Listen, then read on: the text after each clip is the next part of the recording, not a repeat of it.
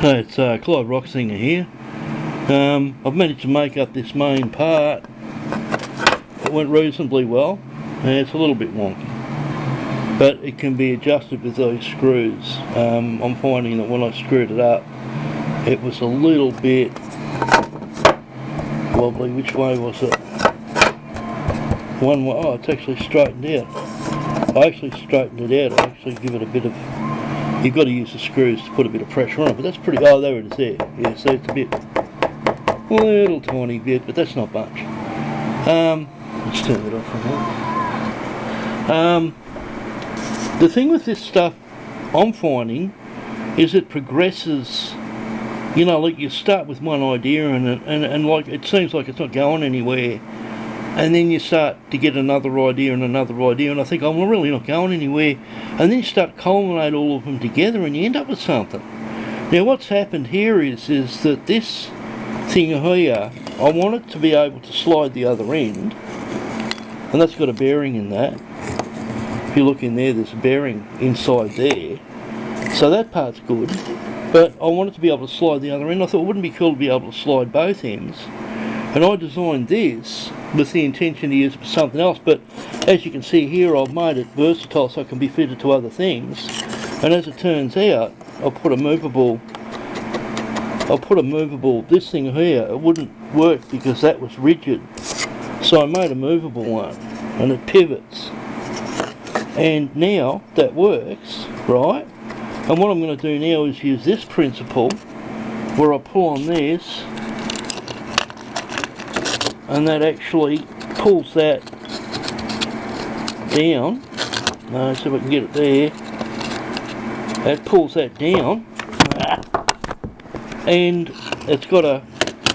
I won't have to put a bearing. I've got a little bearing I can use out of the RC car, and that's got a taper on it. And what I want to do, I can just pull that while it's doing that. You can see there, it pulls that down. And what I want to do is just make it so that I pull down on this lever and I can move it backwards and forwards like that and it'll lock it in place. So it's going to be a combination of three designs, that one there, this one here and that one there. And what I do is I push down on the lever and it'll actually pull a lever, something that'll actually go through that plate, so to speak, and as you pull it, it will actually pull the thing away from it. You can slide it along, and so you just go like that and just move it up and down like that and move it backwards and forwards, and it automatically locks in place because it doesn't have any pressure pushing it away from it. It's only vertical pressure that's got putting on it to test it, and if I find it does move, I'll find a way of putting a pin set in there, which I was going to do anyway, to lock it.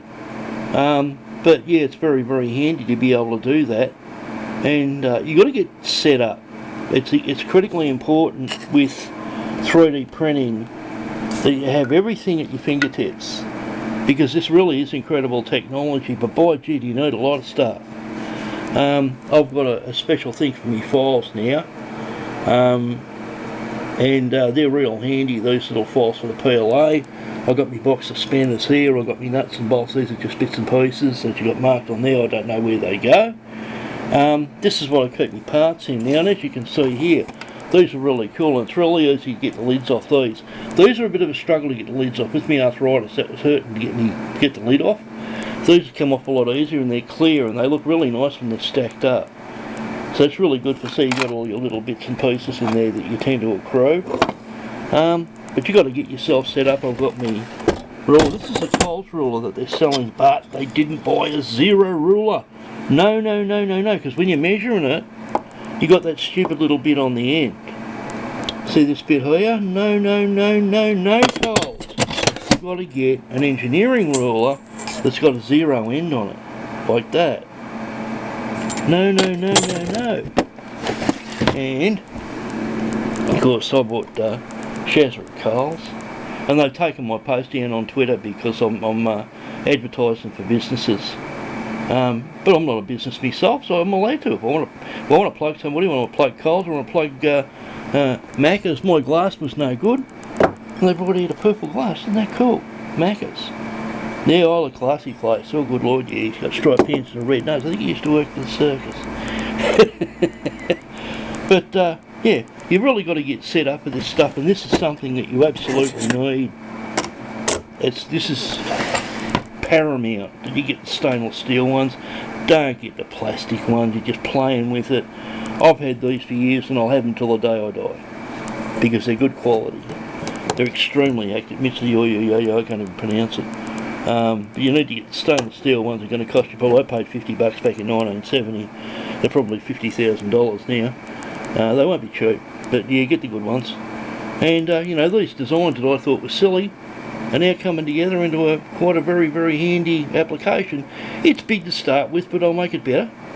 And that's what you do with this. You get the concept and then you trim it down and get it better and better. But this, amazingly now, is actually working. If you look at that, that actually works. Check that out. Jeez, I'm smart and real fast smeller. Alright, Clive Rocksinger, over and out.